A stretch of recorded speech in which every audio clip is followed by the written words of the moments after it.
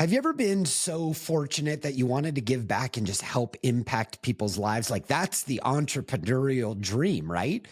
And have you ever had that and got investors to believe into that vision? And then you got to go out and hire incredibly talented team of world-class professionals that also bought in on your dream about impacting lives. And eventually all the pieces came together and you were able to get your customers to buy in. And then you got your team to impact at an incredibly high level. And the people that you served had their lives changed forever. And they went on to do incredible things. And your vision where you're able to impact their lives and change clients, that's such a sweet feeling. Like that's what entrepreneurs get up for. That's what we get excited about. Well, if you've ever had that, you know just how hard that is and how rare it is to pull all of that off together and to be able to magnify the number of people whose lives you get to bless. And then just when life couldn't get any better, what happens? Well, maybe a war breaks out and you have nothing to do with it, but you're the one that has to suffer the consequences. You got all the way there, but war broke out. And that dream of elevating people's lives and on an exponential level that you just started to witness all comes crashing to the ground. Well, in this episode of the Toddcast, I'm going to introduce you to an incredible entrepreneur who picked himself up, relocated, and instead of quitting like maybe most of us would do, he got right back on his path to impact lives. But this time he had to start over again. You see, the incredible story of Dr. Arvin Bagherpour, the founder of the American Canadian School of Medicine. He is here right now, and you're going to hear from him after these words. This podcast is brought to you by the Wirebuzz team. Now, if that name sounds familiar, it's because I've spent the past decade growing Wirebuzz into a digital marketing powerhouse designed to maximize clarity in complex sales processes so we can help accelerate revenue. And we do this in 3 phases. Phase 1, we transform your website to function like your best salesperson, and then also incorporate persuasive on-demand sales videos. Now your entire team is aligned on messaging and they're injecting massive clarity into your prospect's head. So your site looks great, but it also has engaging content that helps your team sell on demand 24/7. The next phase, phase 2, we train your sales and marketing teams to sell remotely or in person to expand the impact of your sales team. And the third phase is we develop and run targeted ads to your prospects. Scale those ads to help you achieve more business results. Sign up for the Wirebuzz Company newsletter to learn more about effective and simple ways to improve your company messaging, attract more digital attention, and ultimately make more sales. What is up? What is up? All right, you're just going to love this. Like if you like a story of the entrepreneurial spirit and how we pick ourselves up to serve more people, buckle up because this is going to be an incredible episode. I'm joined right now by Dr. Arvin Bagherpour, the founder of the American Canadian School of Medicine. Doctor, what is up? How are you? Hi, Todd. Very good. How are you doing? You know, man, I heard your story first time and it hurt me. Like it touched me in a deep way, but it also hurt me. Take me back at the moment when you started to feel like your dream was really becoming a reality. What was that like? Wow. I mean, it was quite an experience. Really, for the first 2 years over there. And the reason I went over there was because we were working with the Royal College of Physicians and Surgeons of Canada, and we were building a residency program. And that residency program, in fact, became very successful. And through that, we decided to create a medical school so it could feed into the residency program that was accredited by the Canadian accrediting bodies. And so we really accomplished a lot even before we got to the stage of a university being open. But we had planned on opening a university with 2 24-story towers for dormitories and a state-of-art modern medical school where it was a 4-year program and completely made to mirror the Canadian system. It's called Canadian School of Medicine, in fact. And we had to go through and secure the properties, the land, the building, the architecture, all the permits, in addition to the hard work that was done for real estate type things and the facilities. We also had to get the new curriculum, which was new to this country, changed because medical school there was 6 years and it's 4 years for our students. So it was really a monumental task, both getting government to pass some laws and allowing this to happen, as well as the whole part of having a appropriate educational purpose-built facility. So we did spend a lot of time putting together the facilities. It was modeled after Dell Medical School, which is from University of Texas, Austin, where my alma mater is for undergraduate. And we raised money at the time, and it was very different because working in a place I'd never had worked before and trying to put together financials and building something that was over $150 million. But we got success. We were successful. People believed in what we were doing because it was so groundbreaking. In fact, we had already run a pilot program at the university for about 5 years and graduated our first set of doctors. And they are now off and practicing in the United States and in Canada. So we were already doing a lot of great things on the academic front. So when we brought this out for public market investors to look at, not stock market, but people who we were network with. I believe in this thing that I learned at the Tony Robbins course, Business Mastery, is you have the sphere of influence of people, inner sphere, and the circle just keep building. And so I worked that circle. And at first, that inner sphere started with people in America that helped support me and helped me buy the land. And then I grew to bigger and bigger pieces of the local people and the local investors in the economy and people who are interested in medical education, and to be able to modernize it, this education that we were actually providing for Canadian students that were coming over. We already had a good amount of Canadian students within the pilot program. And in fact, it was quite remarkable. Even at that time, we qualified the university for financial aid from the Canadian government, provinces, and various things. And so we're really excited, and we were actually getting ready to open our doors for the full medical school outside of the pilot program back in 2022. And that's where we had some really challenges. But what's interesting? I mean, this whole story is super fascinating to me, but you were a very serious practicing physician, not a schlump. You're a vascular and interventional radiologist. Like you were at the top of your game. Why did you leave that lane that you were already top of the mountain to go out and try to serve and impact and help other people experience the dream that you were already living out? Yeah, I mean, that's a two-folded question for me. One is I have a great passion for being a physician and a treating doctor, and I still do it. But in a routine day, I can maybe impact 10 to 12 lives a day. It makes serious impact. When I educate a resident, which was my first experience of teaching, it brought a lot of joy to me. And knowing now that resident went out and learned my skill set and is going out there and doing another 10, 12 patients a day. Yeah. But at the end of it, I thought, what effect can I have that's more impactful across humanity? Because that's the really thing that's so important to me, is providing excellent patient care, is educating the future doctors of America and of Canada. There's a massive shortage of physicians as well as all healthcare workers. And that really became a driving passion for me at one level. The second level is just the foundation in education. My mother was an associate vice chancellor of a university, as well as a counselor, and grew up in the educational system since we came to America as me being a first generation immigrant. And education was very ingrained in us.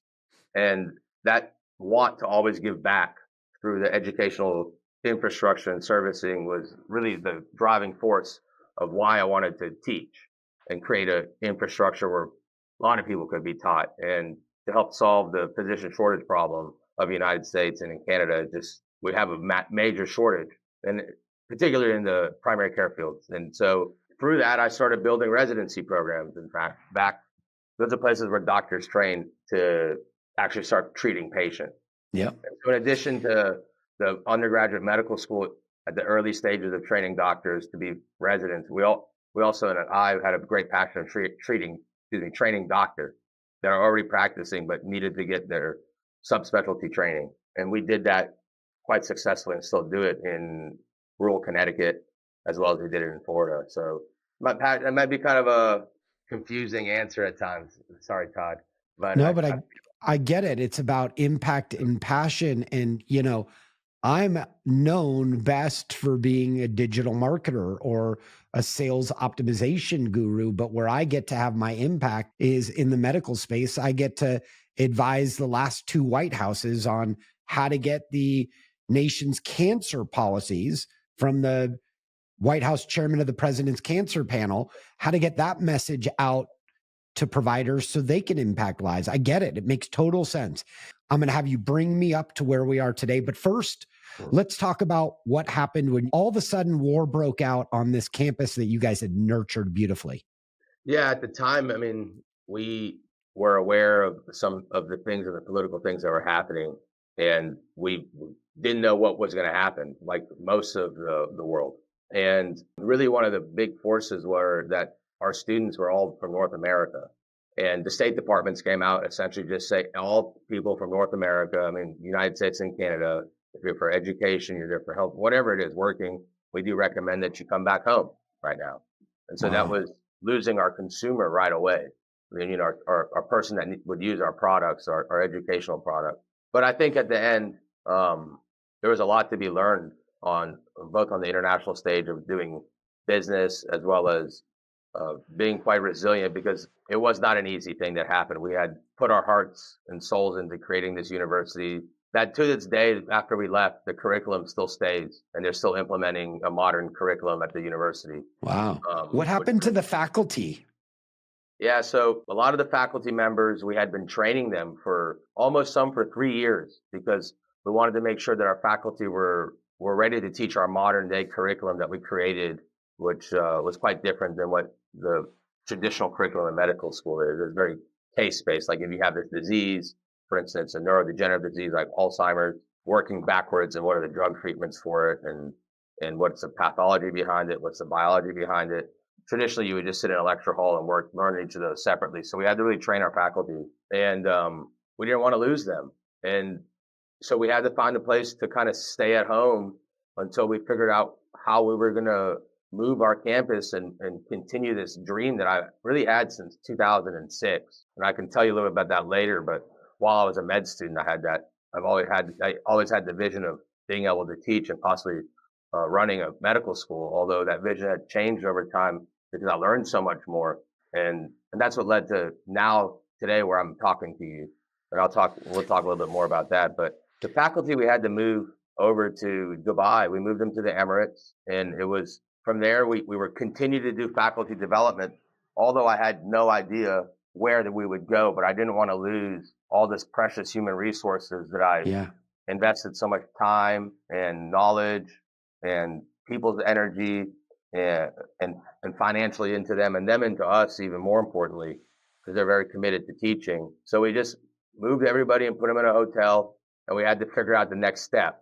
And that was, you know, I know it was difficult for many people because they didn't expect to move. And so about half of them were able to come. Other had families that they couldn't leave or something like that. And we wanted to keep the mission of the university going. Incredible. Okay, so bring me up to speed today. Like you found another campus, you've activated the mission, you've got faculty, you've got investors. Where is campus now? So the quite unique thing is that I really think you have to just put a lot of effort into what you want to do, because we were running at a point where resources were running thin. We didn't have a plan of where to go, but I had always had this vision. I think it's important to say that I went to medical school overseas. I went to the Caribbean. That's where I went to medical school. I graduated from my fellowship from Cleveland Clinic, but something like 20% of all U.S. doctors graduated from a medical school in the Caribbean, and they practice in majority in primary care. So I always had this vision that maybe I could go back to the Caribbean and give back. And in 2017, Hurricane Maria, another bad disaster, hit the Caribbean islands that I went to medical school in. The island is called Dominica, the Commonwealth of Dominica. It's about 3 hours away from Miami by plane flight, just so everybody has a reference point. And because the university was hit by a hurricane in 2017, they had moved to Barbados, but they left behind a 32-acre campus filled with like state-of-the-art modern facilities, which were my essential foundation of where I went to school and how I envisioned my new university to look, with some changes. to utilize the modern curriculum. While I was in Dubai and not giving up the entire time, I ended up meeting the current ambassador to the United Arab Emirates and he was in Dubai at a hotel. Just randomly Are you bumped kidding into me? him. This is one of those random things that happened in your life? Yeah, there was no planning behind this. I was scratching my head thinking, well, how am I going to keep going this mission of medical education? When I went to Dubai, I was at the hotel where the staff were at, the faculty, and I saw someone wearing a little lapel of the Caribbean island that I went to medical school in, and so did 20,000 other U.S. practicing physicians.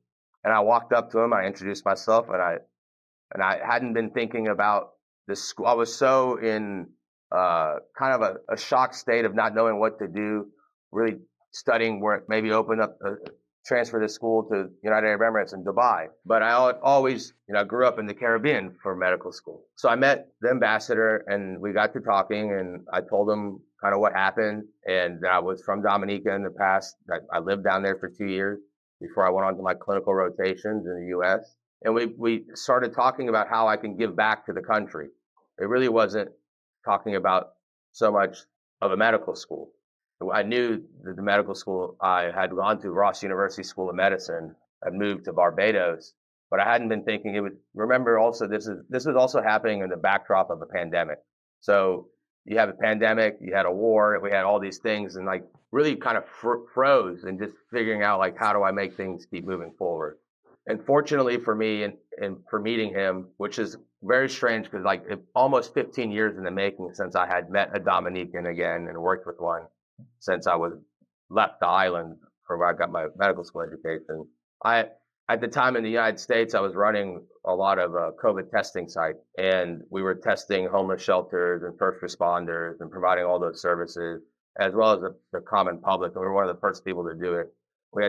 And we also were treating. We had partnerships with hospitals to get people monoclonal antibodies and all sorts of medications to help support them if they got positive for a test. It was much different than what maybe a lot of people are used to. You just go to Walgreens and get a test. It was a treatment facility as well. So I offered that up because at the time that things were getting better in the U.S., the Caribbean states were opening up for tourism. So the tourists started coming in. Now COVID started happening at a higher rates in the Caribbean. So I said, could I come and do all the testing for when people land from the airport and then set up a national testing program? So they welcomed us. And through that, we probably put in about $1 million worth of free COVID testing and then established a way that it all can be done and reports and results. It really helped with the pandemic in Dominica, which was a very close place to my heart because I got my medical degree out of the university here and met so many friendly people. Through that, we opened up a drive-through site to test people in their cricket stadium, the National Cricket Stadium, and we probably tested the whole island multiple times over. And one of the most rewarding things was that we also had a bunch of vaccine freezers, and we were able to get the vaccine freezers down to Dominica. So then the U.S. ambassador could work with Pfizer to get them also vaccine. So without the freezer, you can do the vaccine. So everything kind of came together to really be able to help during the pandemic and help a country open up its economic driver, which is tourism, and to help people so they don't get more sick. And through that, we just kind of I started becoming friends with the ministry here and various people in the community and the government. And I said, I went and visited the campus, and that brought me back a lot of nostalgia because I went to school in this campus that I'm shooting the podcast with you with, or should I say the podcast.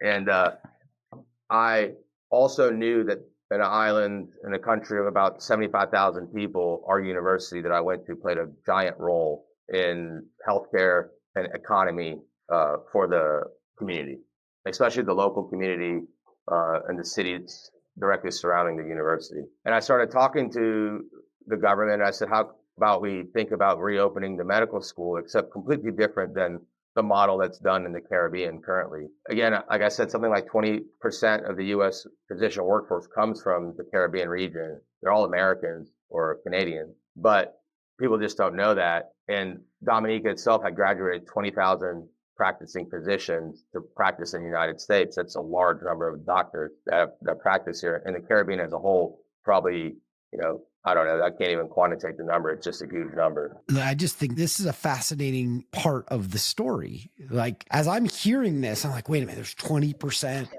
Yeah. of the medical workforce in the US got trained in the Caribbean. And, none of my physician friends, and I'm on the board of the American Society of Breast Surgeons Foundation, and the thing with the White House that I mentioned, I've got more physician friends than any other type of profession. My wife's always telling me, doctor, that I need to diversify my friend group into other professions. But none of them ever talk about where they went to medical school. They always talk about residency. Mm-hmm. So it feels like, and correct me if I'm wrong, that the real value is where you start to get your training from, hands-on and skills. The relationships, right? And what hospital and so on. What is the experience like? Like, go all the way back, if you could, like to Kazan, Russia.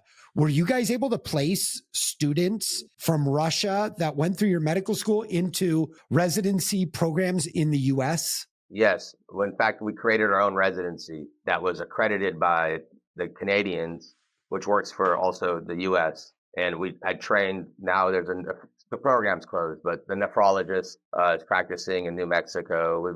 We had a group of 5 people that graduated from the residencies already, but the medical school, we had people that were at the beginning stages. So in addition to transferring our faculty, we also had to transfer medical students to other medical schools. And that became a great challenge because there's not enough positions in medical school. So to be able to ask them to take on an extra 25 students or even split it up amongst the schools became very, very difficult.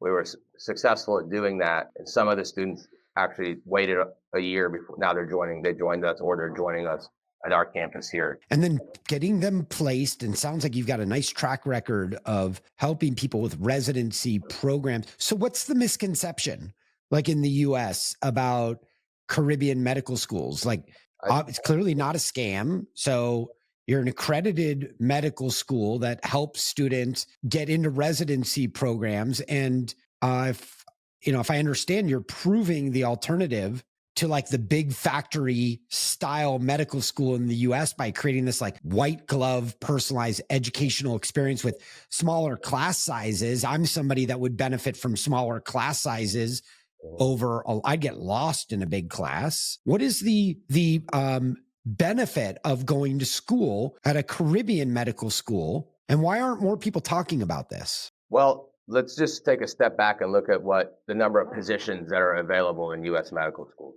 The main issue is there's only about 20 some odd thousand positions in U.S. medical schools, but over 100,000 applications. That doesn't mean the 80,000 or so students that didn't get into a U.S. school don't have the grades or the board scores to get into a U.S. medical school. So right there is our problem in regards to not having enough doctors. I mean, at the most simple basis, I mean, if you break it out into people retiring and all sorts of other things, that's another story, and a number of places where you can train afterward. So what should happen to students that are like me? I mean, I'm a practicing doctor. I went to Cleveland Clinic. I finished from like the top programs. I went to the University of Texas, but I didn't get into a U.S. medical school. So there has to be an option for the other 80% of people who do have the grades. And this isn't like our statistics. The American Association of Medical Colleges says somewhere between 70 and 80% of the students that apply that don't get in had the grades and the scores to get in. So these schools were started back in the 1970s after the Vietnam War because there was a lot of medics and various people that would come back and they wanted to become doctors, but the U.S. healthcare system couldn't absorb them. So over a period of 40 years or 45 years now that those schools have been existing, they've trained so many doctors. All of them try to produce high quality doctors that can pass your U.S. board exams. And then you go to your clinical sites, medical school 4 years, which are in the United States. So you're really only doing your basic sciences in the Caribbean. You do have patient experiences. However, the heavy load on patients is when you, let's say, go to like our clinical site in Los Angeles, Hollywood Presbyterian or Los Angeles Downtown Medical Center, things like that. And you get that hands-on type of apprenticeship to teach students. So that experience almost mirrors the experience of someone that went to UCLA or University of Texas or NYU. At that point, you're all working in the same hospital on the same population of people, utilizing the same tools and everything. It's your first 2 years to prepare you for that, and your boards that what the Caribbean schools have taken over essentially to provide that to 40 some odd thousand students that graduate or are in the school at any given time. Incredible. Otherwise, at my university that I founded, our classes are taught by people in the morning, by professors from the United States. They're, in fact, probably experts in their field, many of which are from Ivy League institutions or large state institutions in the United States. For instance, from Yale University, we have guest lecturers come down, and from University of Wisconsin, you name it, from all across the country, from UCLA, and they're part of our adjunct faculty, and they teach every morning, and then the students break off into small little classrooms so they can talk through cases instead of sitting in a big lecture hall. It's one of the big differences with our university. But at the end of the day, you're getting taught the same material because you all want to pass the same board exam. And that's the basic equalizer amongst the different types of doctors. Passing the board and getting a residency program at a hospital that would be a valuable learning experience inside of the US sets you up for that whole next phase. Yes. So basically you do 2 years in the Caribbean, 2 years of your clinicals in the United States at your affiliated hospitals that are usually the same teaching programs that the counterpart in that city is. Let's say if you go to UCLA, you may be rotating at the same hospital as the medical student that went to Axom, our medical school.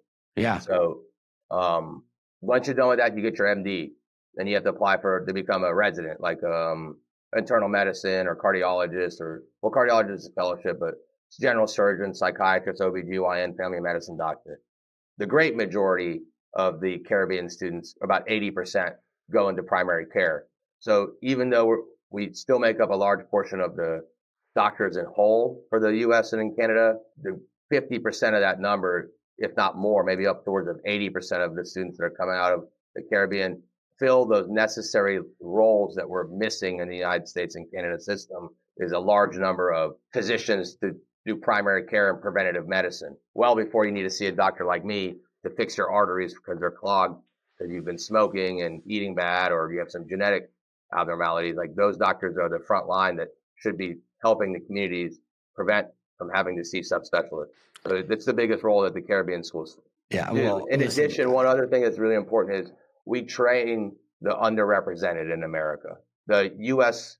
and the Canadian school systems are small. They do have initiatives to tap into the communities that they serve. But when you only have between 37 and 120 seats, how diverse can your student body class totally be every year when we're already facing massive shortages? So when the Caribbean schools, because we're larger in general, we can help fill that void where maybe some members of the community that are left out in the U.S. process, they come to our schools. And in fact, Caribbean schools are pretty diverse, majority female, majority underrepresented minorities, or first generation American. So it's really a pathway, and Canadians, it's really a pathway that people don't know until they have to look into it. And clearly we've got a physician crisis that's developing on the horizon, not having enough physicians, population, and with population size, not having enough physicians is a huge healthcare developing problem, and trying to find a solution to a limited number of medical schools in America and being able to serve and help people while also diversifying the medical world is another impact opportunity on your long list of having impacts on people's lives. I'm just super inspired about what you're doing. And how has the Dominica community responded to the university and the opportunities that are being built there? Like, give me what is the cultural experience like? You went to school on that exact island on the same campus. What was the experience like for you? I think that falls into the way that the school's set up, different than all the other universities in the Caribbean, that we are a private nonprofit university. And that comes with social responsibility and a mission. The Caribbean schools around us, all they're excellent schools, many of them, they're for-profit institutions. They're training doctors to come back. And my vision was that I wanted to be very much like a U.S. and Canadian school. And that means integrating into the community that you are part of, whether that's our local community here in Dominica or where our clinical sites are in Los Angeles or throughout any of the work that we do where we recruit students from. I think it's important that we give back to the community. And so in Dominica, the experience is amazing. You know, I came back here and the same people that took care of me when I was a student are here and they came and hugged me. And I didn't know how much of an influence just as a medical student I had on their lives as an impact. Like one of my friends named their niece's son got named after me. I never met her sister. So giving me the idea that I did have some sort of good feelings and whatnot when I was a med student for everybody. And they That's beautiful. Appreciated me. But coming back to the community, like we're opening up a free clinic that has subspecialty trained doctors. And this population in this country has one of the lowest number of physicians to citizens rates or population rates. And in fact, even horrible numbers in subspecialists, not a lot of them. So what I wanted is our school to function like a U.S. and Canadian school. You treat people in the community, you're licensed physicians working in the medical school while you're teaching, unlike the other schools. And that's what we effectively did. So we brought in neurosurgeons, pediatric doctors, intensivists, orthopedics, ER, into a place where they didn't have those services. And they're just getting integrated into the healthcare system. In addition, we're opening up our clinic. And that's really rewarding for me, but also like living here and coming back and forth is just the most peaceful place. You know, you're looking at nature. There's no distractions when you're studying or when you're living life. You walk, you eat fresh food every day. And since I came here, there's been more developments as far as infrastructure goes. They built some beautiful hotels and our students have access to one of them. And likewise, we do ourselves to our faculty. That it's our student service center and it really, or student service life area. And it allows like people to step away or study somewhere different than just on campus and, build this community with the people around us. Cause the university used to be here. It was called Ross University School of Medicine. When they left, it left a big void in multiple areas. One is community. Number two is like the feeling of being connected to the United States. You've got a population of about 75,000 people with and to Canada, sorry. So about 2,500 students were on the campus at any given time. And imagine the economic impact and the social impact that made. They also ran, student healthcare clinics and health fairs and screening and all these different pieces. And that just disappeared in 2017 after 40 years. So to be able to open all those pieces back up really is quite incredible feeling every day. And even beyond that, to know you have like a second family and able to give back to the community that gave so much to me to become a physician. When we moved to America from Iran, my mom came and it was a war. That's why we left the Iran-Iraq war. And when my mom came to America with two suitcases and two of them it was me and my younger brother, who's also a physician, and they were filled with a bag of rice and beans because she wasn't sure how we were going to eat when we got to America. Fortunately, that drive of hers talking about education, and she had her education in the U.S., kind of led to my feelings about starting a school and everything, and how much of a difference education can make. So also that piece to be able to do for the local population in Dominica is great because anybody that qualifies for the medical school that is Dominican, they get 100% scholarship. And so our goal, in addition to providing a workforce for the U.S. and in Canada, is also provide healthcare providers in Dominica. And we've been pretty successful at that so far at the beginning stages, and we're hoping to expand on that and cover the remainder of the Caribbean islands as well. Wow. It's obvious to me that your mom's desire to find a better place impacted you and your desire to have impact on the world. And what I also see is you are clearly a first generation immigrant. Because of the work ethic, man, like everything I know about first generation immigrants that come and work on a higher level and give back and serve is so beautiful. He's Dr. Arvin Bagherpour. He's a vascular and interventional radiologist, an incredible entrepreneur, but a physician that really wants to impact people's lives. And I'm sure that as you're listening, if you're feeling what I'm feeling, you want to know more. And he's the founder of the American Canadian School of Medicine. For more information, you could go to CSOM.com. Dr. Bagherpour, thank you so much for joining me on the podcast. But more than that, thank you for inspiring me, because clearly, dude, I'm not doing enough to impact people's lives. And thank you for all you're doing and not quitting, and for dealing with the adversity and teaching all of us how we should respond when a problem gets put into our lap and it gets in the way of our vision, to not give up on the vision of serving people at an incredibly high level. Thank you so much for joining me right here on the Toddcast. You're welcome. Yo, that was a powerful episode. And from what we just learned, it should be obvious how you can now implement these lessons in your life to get to the next level. Now, before you bounce, I just have 3 quick thoughts. First, thank you for taking me on your incredible life journey. Second, if you receive some value from me and you want to pay it forward, it would mean the world to me if you left an honest rating and review at Apple Podcasts, Spotify, or wherever you listen. I'd be incredibly grateful. And lastly, if you share this episode, whether it be a screenshot or a photo from where you're listening, anything via Instagram stories or LinkedIn, Facebook, or any of the social media sites, just tag me and the guest.